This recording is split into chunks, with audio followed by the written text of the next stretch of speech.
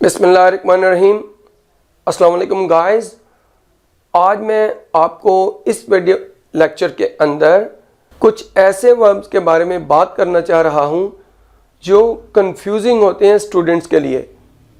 उसकी वजह यह है कि इन वर्ब्स की सेकंड फॉर्म ऑफ वर्ब जो होती है वो खुद से फर्स्ट फॉर्म भी होती है और फिर उसकी आगे से खुद सेकंड और थर्ड फॉर्म होती है। यूं स्टूडेंट्स बहुत कंफ्यूज होते हैं। इस कंफ्यूजन को दूर करने के लिए ये मेरी वीडियो लेक्चर आपके सामने आ रही है। आपने इसके बारे में हेडिंग क्या लिखनी है?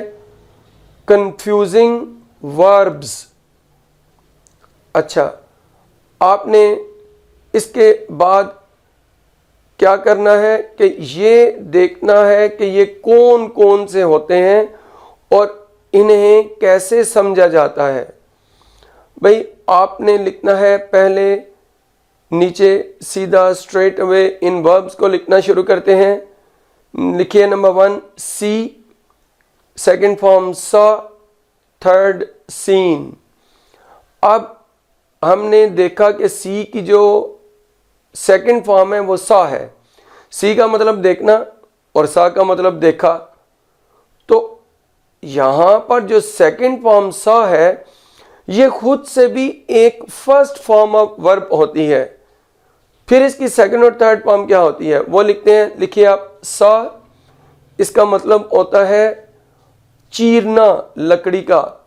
Second form sawed, SAWED।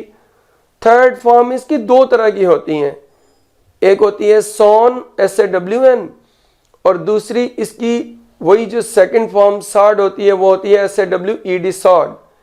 तो सेकंड फॉर्म सॉन भी होती है, सॉड भी होती है। स्टूडेंट ये एक वर्ब है जो कंफ्यूज करने वाला है। अच्छा, अब आपने नेक्स्ट वर्ब पे आ जाना है। वो कौन सा है? लिखिए फॉल, गिरना, फेल, सेकंड फॉर्म, और थर्ड फॉर्म फॉलन। लेकिन ये जो सेकंड फॉर्म फेल है ये खुद से फर्स्ट फॉर्म भी होती है। फिर क्या मतलब होता है? गिराना। लिखें first form fail, second form of verb failed, ED लगा देना आगे, और थर्ड भी यही फेल्ड। तो स्टूडेंट ये कंफ्यूज करने वाला एक और वर्ब है। अब हम नेक्स्ट पे आ जाते हैं। लिखिए आप फाइंड, तलाश करना या मिल जाना या पा लेना। सेकंड फॉर्म फाउंड, थर्ड भी फाउंड। लेकिन एक फर्स्ट फॉर्म होती है खुद से फाउंड। लिखिए फाउंड, इसका मतलब है बुनियाद रखना। सेकंड फॉर्म फाउंडेड, ईडी लगा दिया, थर्ड भी फाउंडेड। नेक्स्ट वर्ब पे आ जाइए। ये हमारा लास्ट इस तरह का वर्ब होगा, LIE, लाई। इसके मुख्तलिफ मीनिंग हैं लाई के। एक इसका मीनिंग है झूठ बोलना, दूसरा इसका मीनिंग है झूठ, तीसरा इसका मीनिंग है पड़ा होना, और एक और इसका मीनिंग है लेटना। हमने लेटना के सेंस में इसे यहाँ पर पढ़ना है, इसको देखना है। लाई जो LIE है इसका मतलब लेटना। तो सेकंड फॉर्म फिर क्या होगी? LAY, ले। थर्ड LAIN, लेन। अब आप ये देखें, आपने 4 वर्ब पढ़े जिनकी सेकंड फॉर्म फर्स्ट फॉर्म भी खुद से होती है और फिर आगे से उसकी सेकंड और थर्ड फॉर्म भी होती है। तो यहां पर क्या है? सेकंड फॉर्म क्या है? ले। अब इसकी हम देखते हैं कि खुद से सेकंड और थर्ड फॉर्म क्या है। ये खुद से फर्स्ट फॉर्म है ले। इसका मतलब है रखना या अंडा देना, जो मुर्गी अंडा देती है। सेकंड फॉर्म लेड, LAID, और थर्ड भी LAID, लेड। तो ले, लेड, लेड। अब देखिए स्टूडेंट्स, ये हमने 4 वर्ब कंप्लीट कर लिए जो हम इधर पढ़ रहे थे कि उनकी सेकंड फॉर्म खुद से फर्स्ट फॉर्म भी होती है, फिर आगे से उनकी सेकंड और थर्ड फॉर्म भी होती है। और ये भी याद रखना है कि जब ये सेकंड फॉर्म फर्स्ट फॉर्म होती है तो इसका मीनिंग चेंज हो जाता है। जो उधर सेकंड फॉर्म का होता है वो मीनिंग नहीं होता इधर इसका अलग से मीनिंग होता है।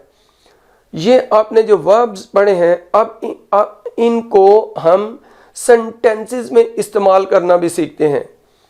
सबसे पहले हमने पढ़ा था सा, सॉड, सॉन, यानी सिर्फ उन वर्ब्स को हम सेंटेंसेस में इस्तेमाल करेंगे जो सेकंड फॉर्म खुद से फर्स्ट फॉर्म होती है और आगे से उसकी सेकंड और थर्ड फॉर्म भी होती है।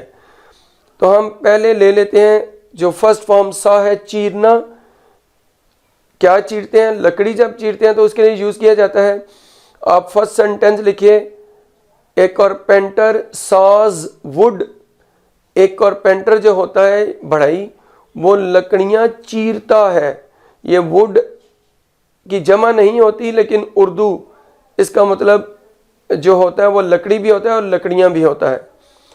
अब हम अगला सेंटेंस ले लेते हैं, कारपेंटर्स सा वुड, यानी बढ़ई जो ज़्यादा सारे होते हैं, यानी सारे बढ़इयों की बात है, वो लकड़ियाँ चीरते हैं। तो क्योंकि पहले जुमले में सब्जेक्ट वाहिद था, प्रेजेंट इंडेफिनिट टेंस का जुमला था, तो सा के साथ एस लगा।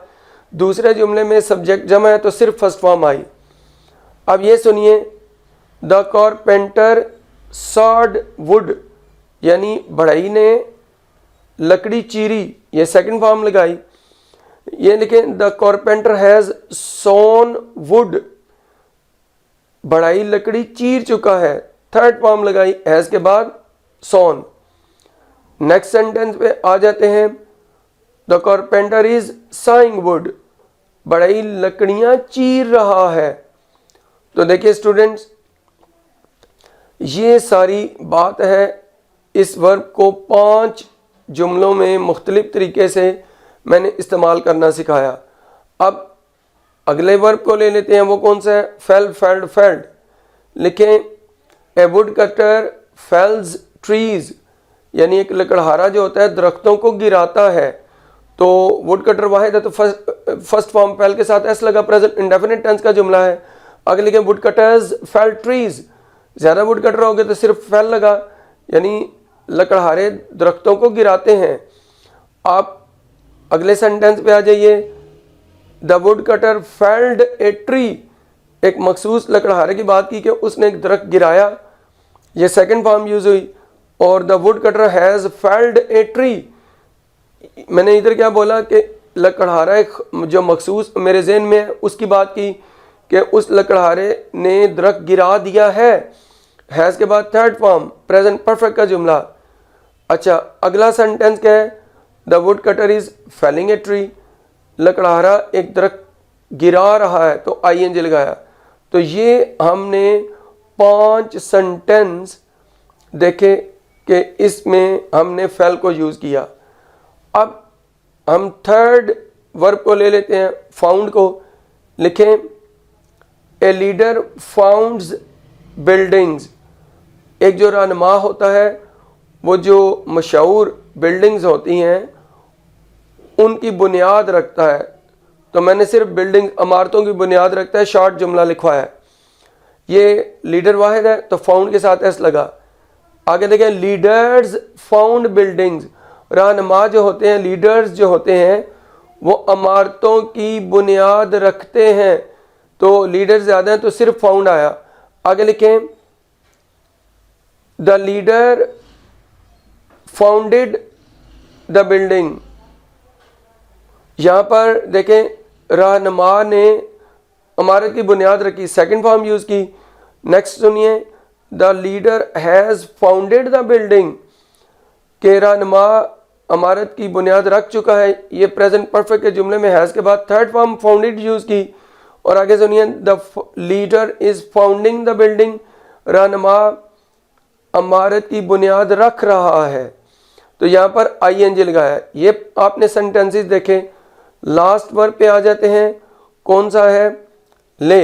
आप लिखें, ए हैन लेज एग्स, एक मुर्गी अंडे देती है, तो प्रेजेंट इंडेफिनिट में फर्स्ट फॉर्म के साथ एस लगा। आगे लिखें, हैंस ले एग्स, मुर्गियां अंडे देती हैं, तमाम मुर्गियों की बात है तो सिर्फ ले आया, लेज नहीं अब आया। पहले था ए हैन लेज एग्स, इधर क्या है? Hence lay eggs. अच्छा, अब आ जाए, the hen laid an egg, मुर्गी ने एक अंडा दिया, सेकंड फॉर्म लगाई। पास्ट इंडेफिनिट का जुमला है। आगे लिखें the hen has laid an egg, मुर्गी एक अंडा दे चुकी है। हैज़ के बाद थर्ड फॉर्म, तो ये प्रेजेंट परफेक्ट में थर्ड फॉर्म आई। और आगे देखें the Hahn is laying N egg, मुर्गी एक अंडा दे रही है, ये आईएनजी लगा। तो स्टूडेंट तमाम इन वर्ब्स को जुमलों में 5-5 जुमलों में मैंने इस्तेमाल करना आपको मुख्तलिफ तरीके से सिखाया। अब आगे क्या है, सा के बारे में ये बात करना है कि ये एज ए नाउन भी यूज़ होता है। आप लिखिए सा एज ए नाउन, तो इसके दो मीनिंग है। एक आरा, आरा जो लकड़ियाँ चीरता है, तो तब इसकी जमा हो जाती है साज, SAWS, और फिर इसका मतलब आरे हो जाता है, इसका मीनिंग आरे हो जाता है। और सा का एक और मतलब होता है ज़रबुल मिसल, जिसे हम प्रोवर्ब भी कहते हैं। और फिर ज़रबुल इमसाल की अंग्रेजी क्या होगी, साज, SAWS। अच्छा, ये तो हो गया 100 के बारे में।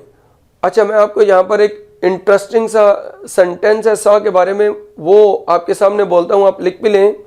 ये लिखिए आई सॉ ए सा विच कुड नॉट सा, यानी देखें क्या किया, आई सा, ये सी की सेकंड फॉर्म सा, मैंने देखा। ए सॉ एक आरा, ये नाउन हो गया, मैंने एक आरा देखा। विच कुड नॉट सा, जो चीर नहीं सकता था, तो ये चीरने वाला सा फर्स्ट फॉर्म ऑफ वर्ब हुई। अच्छा, अब चलते हैं एक और वर्ब ले लेते हैं, लाई। ये एज अ नाउन यूज करेंगे। लाई लिखें, लाई एज अ नाउन, इसका मतलब होता है झूठ। ठीक हो गया। अच्छा, फिर आप लिखें लाई एज अ वर्ब, ये वर्ब भी होता है। तो मैंने आपको शुरू में बता दिया था इसके और मीनिंग भी होते हैं। एक मतलब इसका झूठ बोलना और दूसरा पड़ा होना। तो इसकी फिर सेकंड और थर्ड फॉर्म क्या होती है, लिखें LIE लाई, सेकंड LIED लाइड, और थर्ड भी LIED लाइड। और इसके मीनिंग क्या है यहाँ पर, झूठ बोलना या पड़ा होना। आप एग्जाम्पल देखें कि ही इज़ लाइंग, वो झूठ बोल रहा है। लाइंग की स्पेलिंग LYING। भाई IE अगर किसी भी वर्ब की फर्स्ट फॉर्म के आखिर में आता है तो उसके साथ ING ऐड करते हुए IE को ख़त्म करके Y में तब्दील कर देते हैं। यहाँ पर यह भी हो सकता है, ही इज़ टेलिंग ए लाई। लाई का मतलब झूठ और टेलिंग का मतलब बोलना। यहाँ पर लाई नाउन होगा, ही इज़ टेलिंग ए लाई। लेकिन जो मैंने आपको लिखवाया ही इज़ लाइंग, ये वर्ब है, वो झूठ बोल रहा है। आप ये भी लिख लें, ही इज़ टेलिंग ए लाई, वो झूठ बोल रहा है। अच्छा, अब पड़ा होने की सेंस में लें, the book is lying on the table, किताब मेज़ के ऊपर पड़ी है। तो स्टूडेंट्स ये देखें, फिर LYING लाइंग, पड़ा होना। स्टूडेंट ये सारा कुछ इन वर्ब्स के बारे में था। आपको उम्मीद है कि जो भी कन्फ्यूजन पहले होगी इनके बारे में वो दूर हो गई होगी। और अगर आपको ये मेरा लेक्चर पसंद है, मेरी वीडियो को लाइक कीजिए, शेयर कीजिए, मेरे चैनल को सब्सक्राइब कीजिए। कोई भी क्वेश्चन हो मुझसे पुट अप करें, मैं जवाब दूंगा। और अगर आपकी कोई भी फरमाइश है कि आपको किसी टॉपिक को, किसी एक्सप्रेशन को पढ़ना है, आप मेरे कमेंट बॉक्स में जाकर मुझे उसके बारे में आप फरमाइश करें कि मैं आपको उसके ऊपर वीडियो लेक्चर आपके सामने बना के पेश करूं, आपको समझाऊं वो चीज़। इस वीडियो से अभी इतना ही। अल्लाह हाफिज़।